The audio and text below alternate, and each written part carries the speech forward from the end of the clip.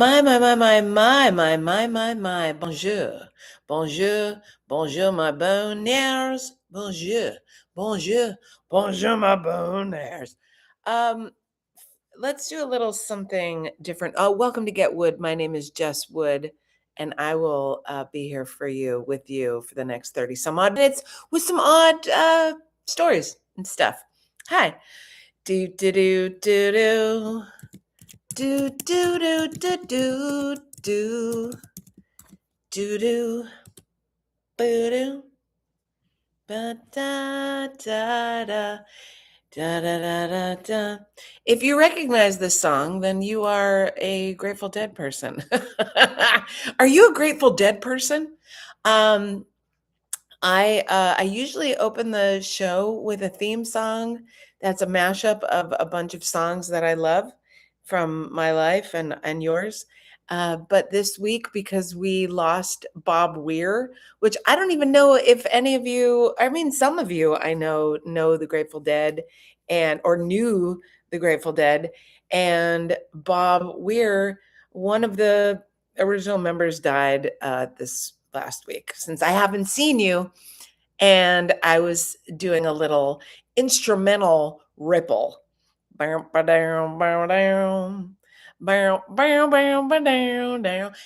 am not as big of a deadhead as most are, so I couldn't even tell you, is that a Bobby song or is that a Jerry song? I don't know. What do I know? All I know is I'm so happy to be here and I'm so happy to see you. And if you're hearing this in your ear holes, I'm happy to be visiting your ears as well. I am Jess Wood, and I said that earlier, but I'll say it again, and I might say it a few times because I'm happy to be her and I'm happy to be her. I'm happy to be her and her. So thank you very much.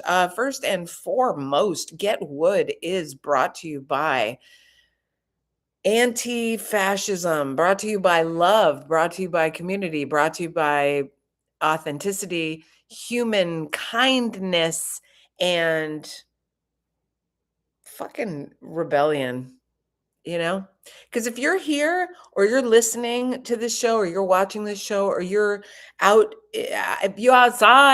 and you're doing any kind of art or you're partaking in any art or you're watching any kind of art, you are rebelling, my friends, my sweet, sweet friends. You are taking part in the disruption of this chaotic, authoritative, fascist regime. And I do have a couple of, I don't know if you'd call them haters, but I have a couple of commenters in my comments once in a while who are like, you don't know what fascism means. And I'm like, no, I think I do.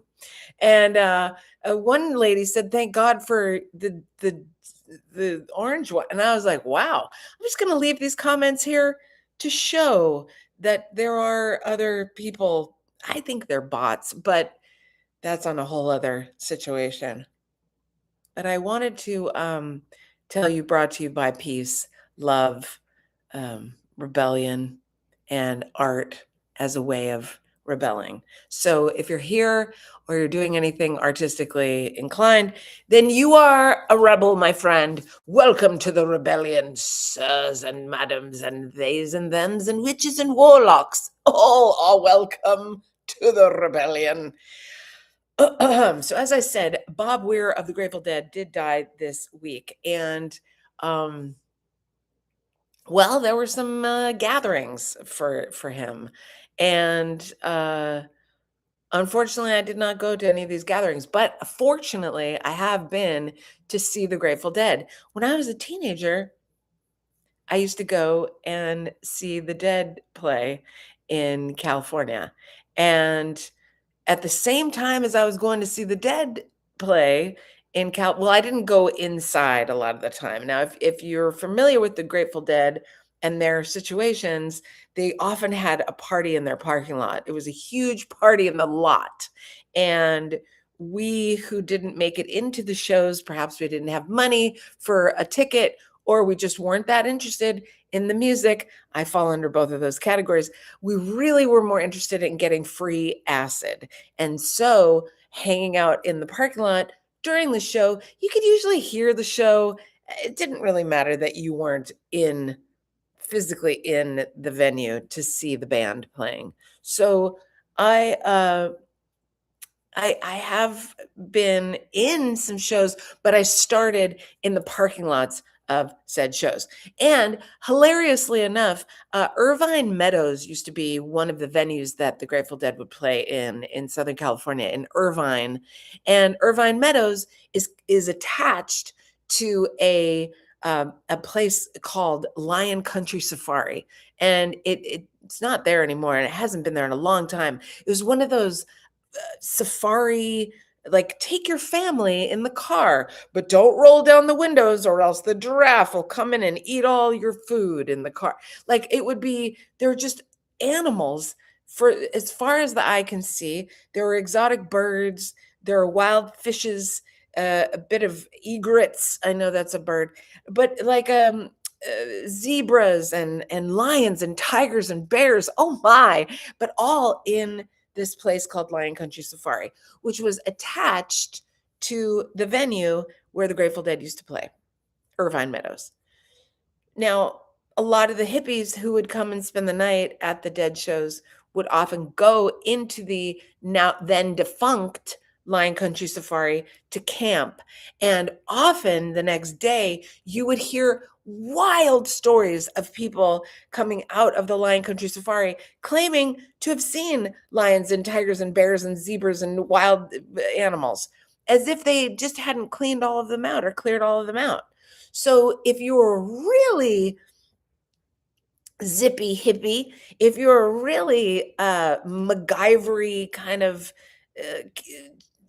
young person, you could figure out that if you walked through the swamps of the defunct Lion Country Safari, it brought you into the back of the venue of the Irvine Meadows where the Grateful Dead would be playing. So many a hippie would drop a bunch of acid, LSD, and then go into the Lion Country Safari and make their way through the swamps, across the lake, up the mountain near the zebras, and get up into the Irvine Meadows into and see the Grateful Dead for free. There was one year I remember that, like, hundreds of people just knocked the fence down, and there was just hundreds of people all of a sudden in the venue. And listen, they couldn't really, you couldn't really, what is it called? You couldn't corral the deadheads. They were very free. They were all about freedom. We even had a roller skating guy who used to roller skate in Venice. He was a Sikh. He had the white turban, and his name is Harry Carey, and not Harry Carey from the that Will Ferrell used to do, but Harry Carey, who would roller skate and sing songs to you from his electric guitar. And I've sung these songs before, just a couple of lines of his songs, because he was so ahead of his time. We're talking about the 1980s right now, going way back, friends. And he would sing songs that had lyrics like, too much steak and chocolate cake, too much booze and TV news. And you know what? He was right. So one year I was at Irvine Meadows going to see the Grateful Dead, but I was outside in the parking lot. A couple of friends of mine, a couple of very strange young men who were a little older than we were, but they were very funny. So, as you know, I like a funny dude. And this one guy had a floppy leather hat on with the big Mickey Mouse from Disneyland, because remember we're in LA, and he had a sleeping bag that he was standing up in, and he zipped it all the way to his nose, and then he screamed out the zipper, "My name is Mickey Mouse and I am from Disneyland." And I know that seems kind of harmless and nothing, but if you're on a whole bunch of acid and there's a whole bunch of other stuff going on, drum circles, girls running around with no brassieres, men with skirts and no underpants. I mean, it's a really, good time. Good time. So rest in peace, Bobby Ware. Bobby Ware. Okay, I almost took some acid at the bartending job, the job, to celebrate him, but I did not, friends. I decided to feel more clear about how I felt, and don't think that acid is a good accessory to bartending. So there. Yeah. But where is it a good accessory? Where is acid a good accessory? I'll tell you what. Uh maybe watching TV, maybe watching a movie. I did not I did not take any psychedelics to finish watching Animal Kingdom. Animal Kingdom, I finally finished. I think it's 6 seasons. It's now out of my way. I'm very, very heavily attracted, sexually attracted to the boys of the brothers from Animal Kingdom. I cried at the end of the season. I cried like I was related to these guys. I cried like I had some sort of investment in the business. I recommend Animal Kingdom for those gals who want a little sexy men in their lives who are actually sweating and getting really okay. I say actually because you know what's coming. I want to talk to you about Heated Rivalry. Now, I have watched a lot of things this week and I'm feeling okay about it. Sometimes too much TV, too much booze and TV news, not the best thing for our psyche. But I really wanted to finish Animal Kingdom. I was at a friend's house because I've been getting away from this fucking drilling.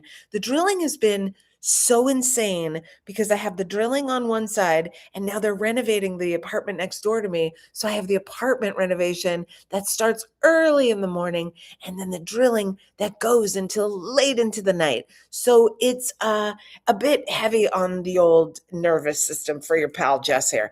So I have been at other friends' houses and I just have to say again, I know I said thank you last week, but I am so grateful for my friends who have given me their keys and their trust and their companionship and their streaming services so I can watch and listen and be calmer and quieter. Remember last week I was in Astoria doing this exact show. So hi, how are you? And welcome back to my beautiful abode, which isn't even really my abode, but I wanted to say I've been watching a lot of things, and one of these things was Heated Rivalry.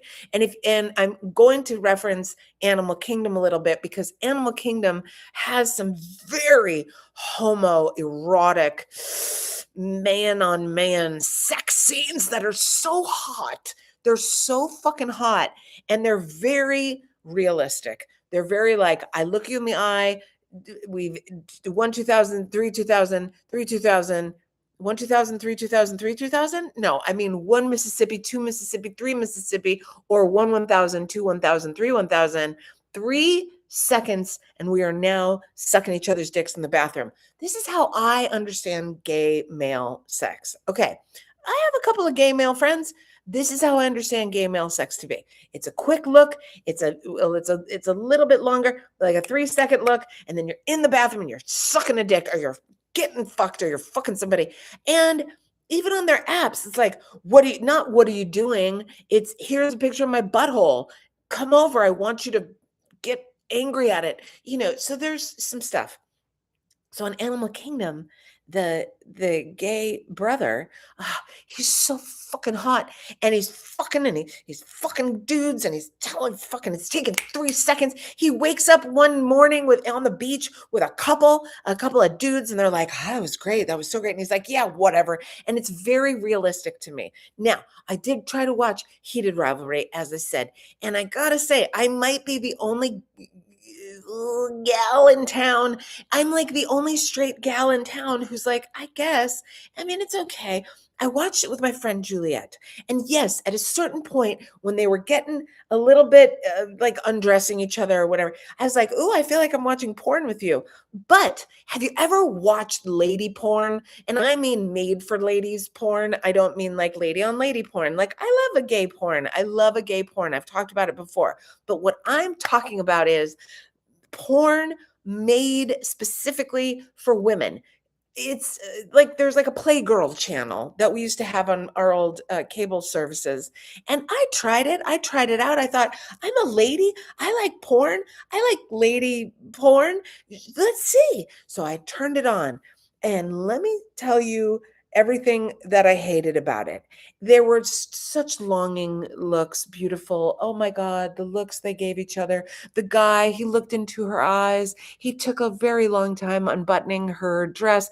And I was like, come on, Playgirl Channel, let's go. Like I guess I wasn't lady enough for it. I don't know. Like I have a manly want of gay porn, or I have a ladyly softness, but I need it hard. I don't fucking know. Ladies, do we know? We don't know until we see it, and then we're like that. So the heated rivalry thing, they took too long to have sex. They took too long. Are they virgins? I couldn't tell. They supposed to be virgins, but they didn't fucking suck each other like they were virgins. I'm not getting even a shadow of a shaft.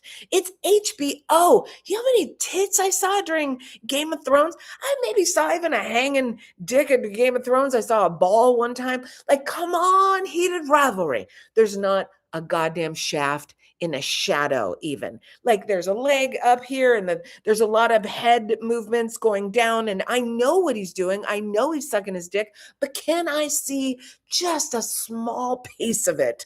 Come on. Also, it took way too long for them to get sexual. It was like 6 months later in Montreal. Are you fucking kidding me? Let's go, guys. Let's go. It should have been that first time they see each other. There's a cigarette being smoked. They're on a wall. They're outside. The next scene should have been Dick sucking McGee's. And then it wasn't. It was 6 months later, 4 months later. Who wrote this? A fucking woman? And then I do my research. Yeah, guess who wrote it? A woman. Oh my goodness gracious. Now look, some people have argued with me and they'd said, "Oh my God, Jessica, no, it's gay porn." No, it's gay porn for women.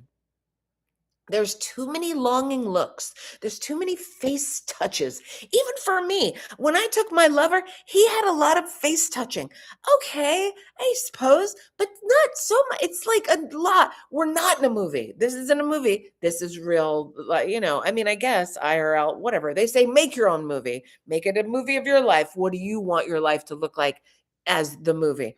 Anyway, what I'm saying is heated rivalry. I don't know if I'm going to go back to you because you didn't get me. You didn't pull me in. If it was just a lot of fucking, that'd be great. But there's hockey playing involved. Who cares? It's very cold in the areas that they end up in. I don't want to. I'm cold here in New York City.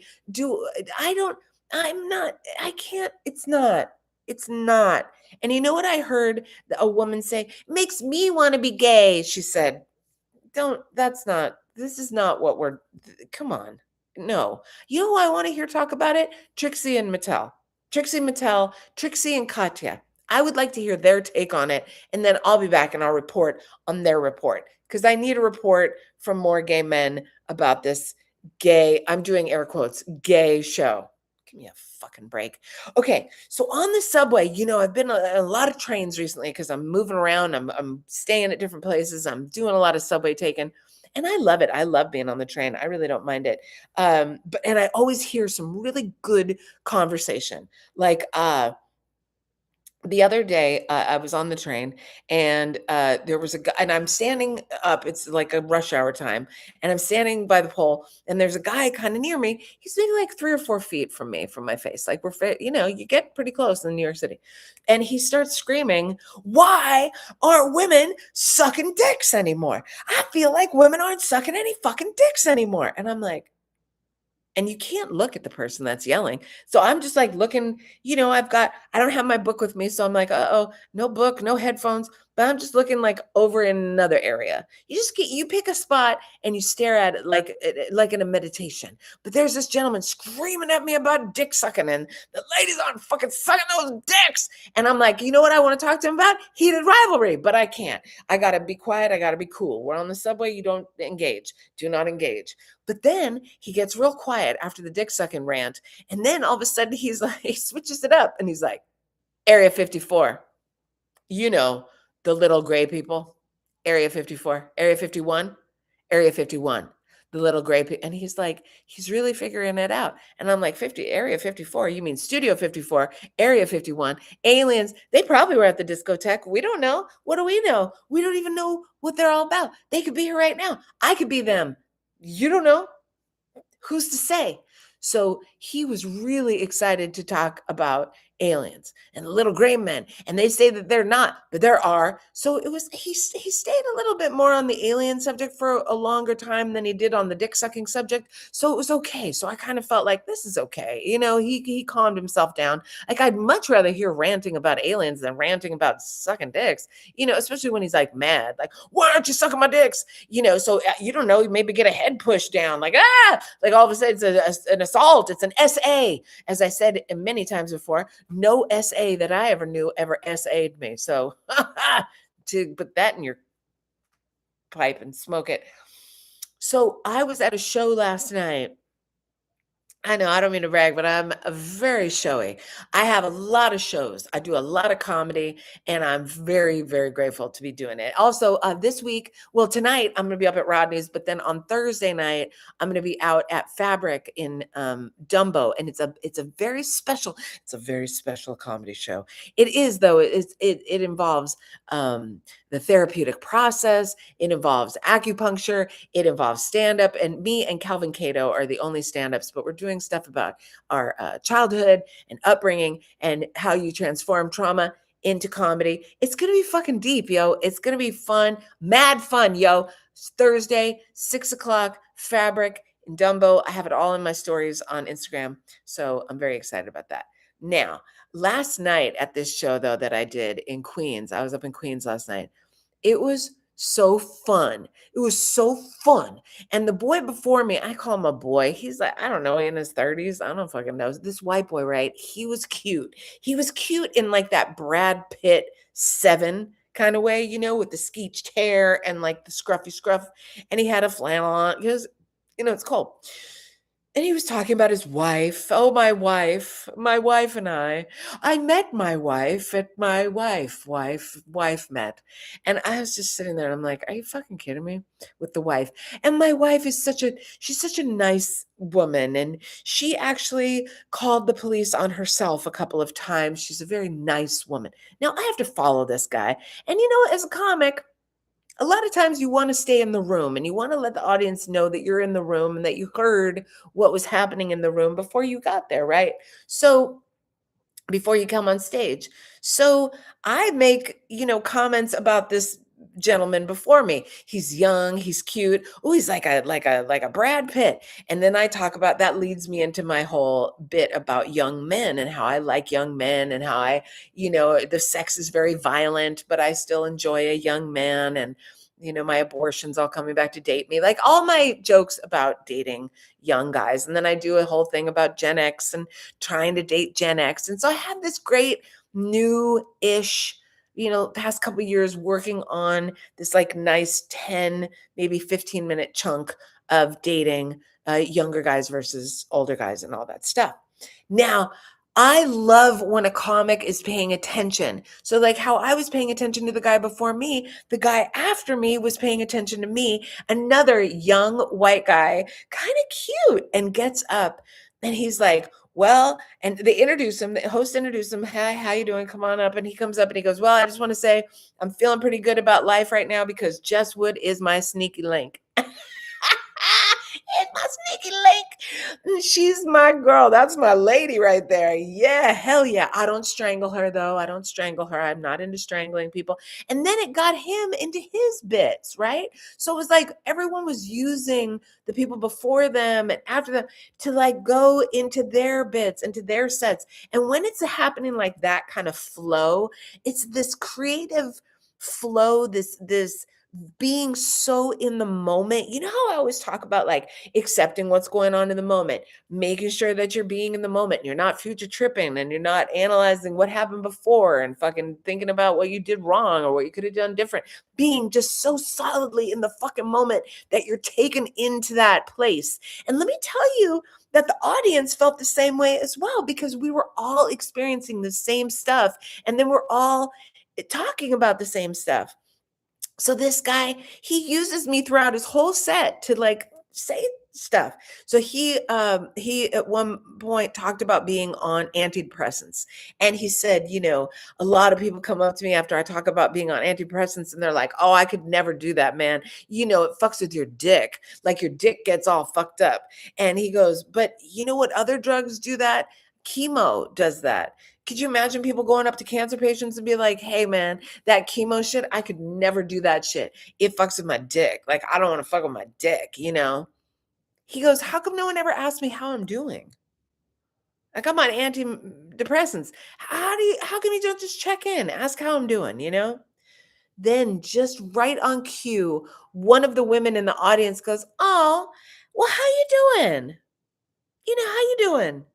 And he says, "Well, I'm actually doing great right now because, I'm fucking Jess Wood every night."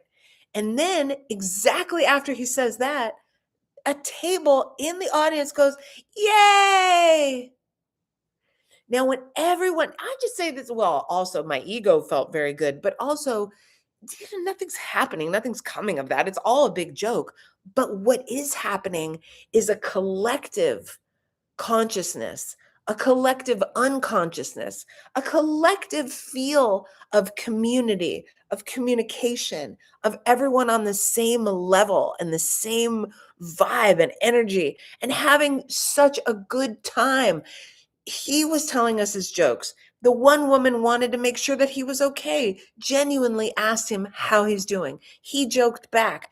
Then the other crowd yayed, and we were all just like, "Are you fucking kidding me? This is the best night ever." How does one match that kind of magic? How do you get that lightning in a bottle? Like, how do you fucking get that? Well, I recommend being in the moment. I know it's very magical. And as we come to a close here on our show, which I can't even really believe, some nights that I'm with you here, it's like a slog. I'm not gonna lie. I never lie to you. I can't. It's not in my way. But some nights it's really a slog. Some nights I'm really having a hard time. I don't want to even, you know, wash my face or put on makeup or make an outfit happen.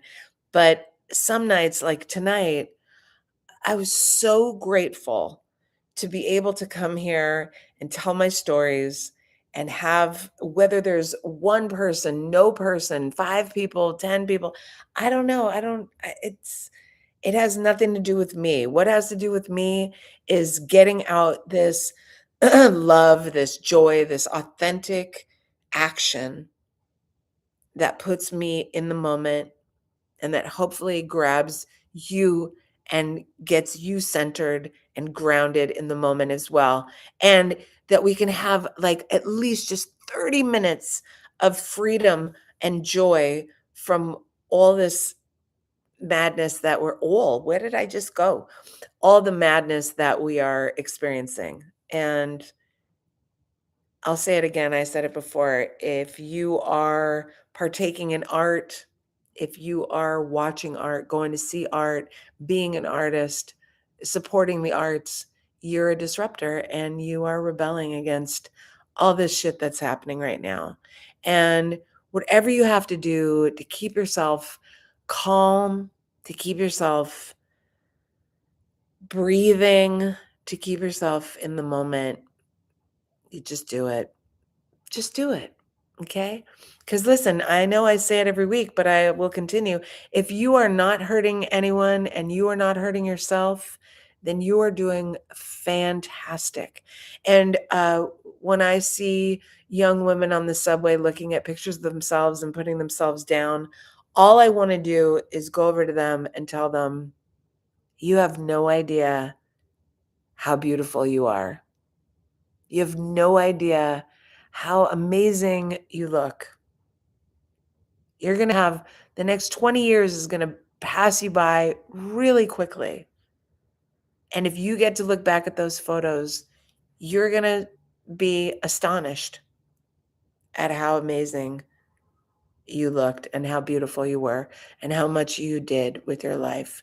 And yet when we're sitting in it, sometimes it's really hard to feel like that and it's really hard to see that. So I hope that you have a moment of magic this week in your life, and I hope that you can really be proud of yourself for maintaining your health, working on your health, maintaining some friends, working on your friendships, boundaries, working on your boundaries, saying no, saying yes to things that scare you, all these things. If you've done any of those things in the past few weeks, a year, you should be really proud of yourself. So, and if no one else will tell you, I'll tell you, I'm proud of you. I'm proud of you, kid. Keep doing what you're doing. You're fucking killing it. All right. So until next week, my loves, until next week. And please enjoy your life. There's only one as far as we know.